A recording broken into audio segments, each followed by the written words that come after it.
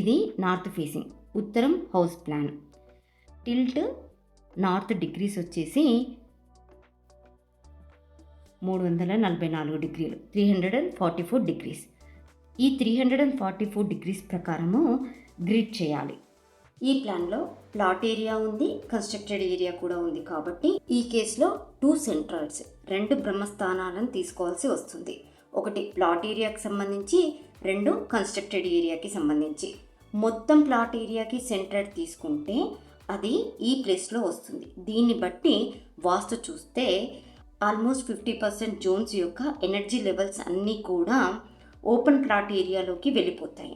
అలా వెళ్ళడం వల్ల కన్స్ట్రక్టెడ్ ఏరియా ఏదైతే ఉంటుందో దానికి సంబంధించిన వాస్తు సరైన ఫలితాలను ఇవ్వదు. కాబట్టి ఇక్కడ కన్స్ట్రక్టెడ్ ఏరియాకి, ఓపెన్ ప్లాట్ ఏరియాకి సెంట్రాయిడ్స్ అనేవి సపరేట్గా తీసుకొని చూస్తేనే సరైన ఫలితాలు అనేవి వస్తాయి.